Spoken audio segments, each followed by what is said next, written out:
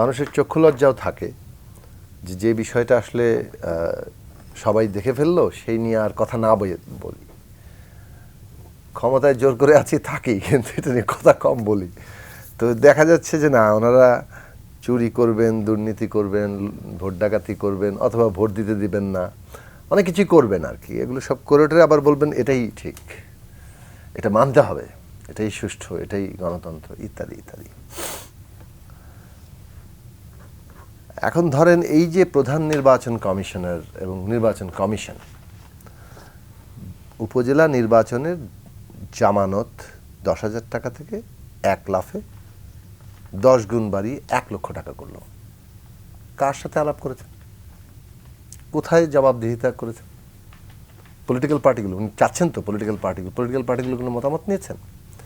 কোন হিসেবে 1 লক্ষ টাকা হতে পারে 10 গুণ 5 বছরে? ইনফ্লেশন, তাহলে 5 বছরে কি আপনি অন্যান্য জায়গার সমস্ত ইনফ্লেশনটাকে 10 গুণ মানে বিবেচনা করছেন? বেতন আমার 10 গুণ বেড়েছে, মানুষের আয় 10 গুণ বেড়েছে, তাহলে আপনি আসলে কাদের জন্য হঠাৎ করে 1 লক্ষ টাকা করলেন? হ্যাঁ, আওয়ামী লীগের লোকজনের হাতে অনেক টাকা জমেছে, তাদের বোধহয় অনেক বেশি প্রার্থী হয়ে যাবে, তাই একটু কমানোর বোধহয় চেষ্টা নাকি? অথবা কেবলমাত্র টাকাওয়ালারাই যাতে নির্বাচনটা করতে পারে।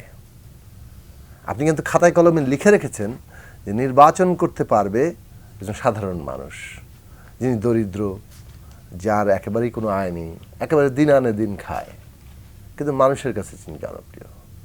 কিন্তু তিনি 1 লক্ষ টাকা জামানতটা দিবেন কোত্থেকে? এটা আমাকে বোঝান। তো এই নিয়ে তো প্রতিবাদ করেছে পলিটিক্যাল পার্টিগুলো, আমরা যেমন গণসংহতি আন্দোলন থেকে প্রতিবাদ করেছি, গণতন্ত্র মঞ্চ থেকে প্রতিবাদ করেছি। তো উনি কোনো প্রতিবাদ শুনেছেন?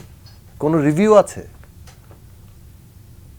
ওনারা 1 লক্ষ টাকা ঘোষণা করলেন, সেটাই বাস্তবায়ন চলছে। এখন এই ধরনের যে নির্বাচন কমিশন, তারা তো এটাই বলবে যে বিরোধী দল অংশ নেয়নি, সেই নির্বাচনে মানুষ ভোট দিতে যায়নি, বিরান ভূমি সারা দেশ, সেখানে কিছু কিছু জায়গায় কিছু কিছু প্রার্থীর লোকেরা তো যাবেই, সেটা নিদেন পক্ষে 5%, এটা প্রায় অনেকেই বলে থাকে 5-7% দেন আপনি আরেকটু বাড়িয়ে।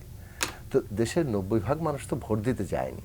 তো সেই ভোটটাকেও আমরা দেখলাম 27-28 পর্যন্ত ওঠানোর চেষ্টা, সেগুলো অবশ্য ব্যালটে সিলসাপ্পড় মারার ব্যাপারটা আমরা দেখেছি, কারণ প্রচুর ভিডিও ঘুরে বেড়াচ্ছে, এবং তারপরে সেটাকে 41% বলে ঘোষণা দেওয়া হলো।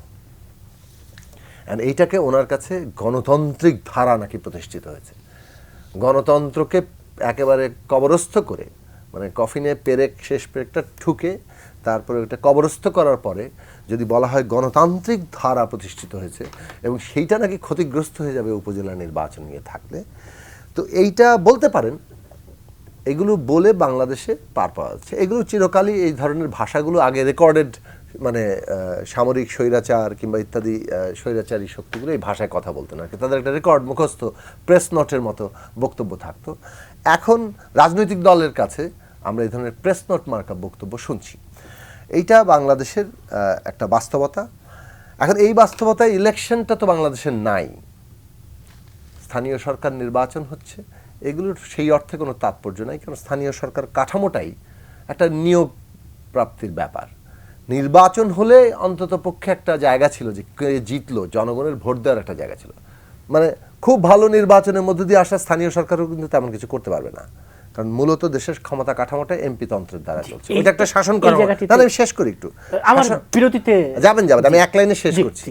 শাসন কাঠামোগত সমস্যা, কিন্তু তারপরও ধরেন নির্বাচন হলে মানুষের মধ্যে একটা অংশগ্রহণ ছিল, এখন সেটাও নাই, ফলে প্র্যাকটিক্যালি নিয়োগের ব্যাপার দাঁড়িয়েছে। আওয়ামী লীগ দেখছে যে এইটাকে নিজেদের দলের মধ্যে একটা লোক বাছাই করার ব্যাপার আনুক, সেই কারণে তারা দলীয় প্রতীক উঠিয়েছে, এবার দিচ্ছে না। কিন্তু এটা কিন্তু কোনো নীতিগত অবস্থান না। আওয়ামী লীগ কিন্তু দলীয় প্রতীকের বিধানটা রেখে দিয়েছে, সময়ের ব্যবস্থা হলে আবার দলীয় প্রতীক নিয়ে হাজির হয়ে যাবে। ওনারা যদি নীতিগতভাবে মনে করতেন যে স্থানীয় সরকার অন্তত নির্বাচনটা হোক, নিজেদের দল অন্যান্য দল প্রার্থীদের মধ্যে প্রতিদ্বন্দ্বিতা হোক, তাহলে এই যে স্থানীয় সরকারের নৌকা আনা, ধানের শীষ আনা কিংবা প্রতীক আনা, এটা আনতেন না। এইটা বাতিল না করে দিয়ে আবার এই প্রতীক দিচ্ছি না, এগুলো অত্যন্ত মানে একটা দ্বিমুখী ডাবল স্ট্যান্ডার্ড সুবিধাবাদী অবস্থা জি, এবং ইসহাক আলী খান ক্ষমতা পান্না। ব্যবস্থা নিয়ে যা ইচ্ছা তাই করা যায় জি। সেটাই তারা ইসহাক আলী খান দেখিয়েছেন।